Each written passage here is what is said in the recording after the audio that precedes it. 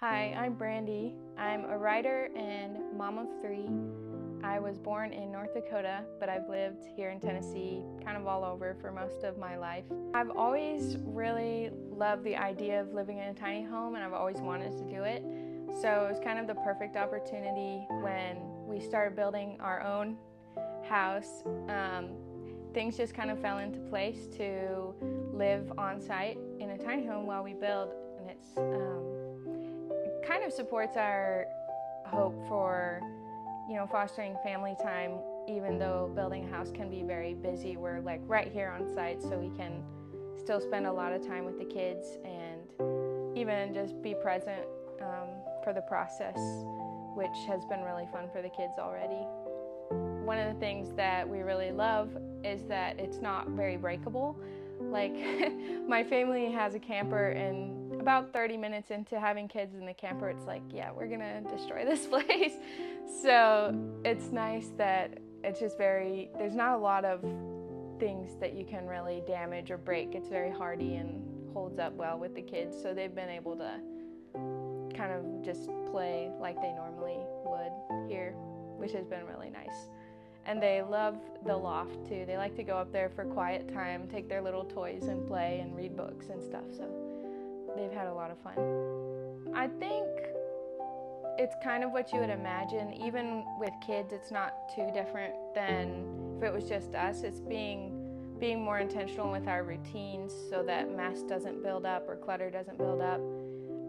Thinking more carefully about what we value, like what toys we want to have, and trying to, it was fun to go through the kids' toys and be like, okay, which of these can they really play a whole lot of games with, not just one thing, and kind of deciding what to bring and what not to bring was maybe one of the biggest challenges. I think we ended up with a lot of their favorite open-ended toys, and if they were a little older, it might get a little more difficult just because bigger people take up more space, but it's been mostly just needing to create those daily routines and habits that keep things from kind of getting out of hand. That's been maybe the biggest challenge, but I think it produces a good result. It's good to have those habits and those motivations built into your routine. We realized that we needed to be together in order that if there's something crazy goes on, hey, I can pop in and help with the kids. But growing up from 6 boys, I realized that, hey, I don't want to put 3 kids in a camper. I don't know if you've ever seen a camper or ever tried to live in a camper at the same time.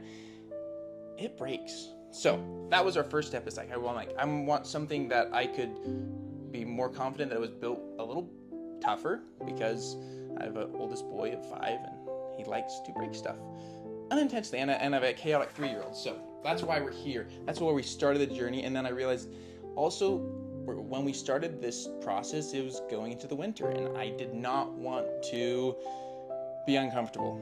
It's first world problems. So that's kind of a bit of backstory of why we decided to start this journey. I like to be creative, and I like to be forced to think outside the box.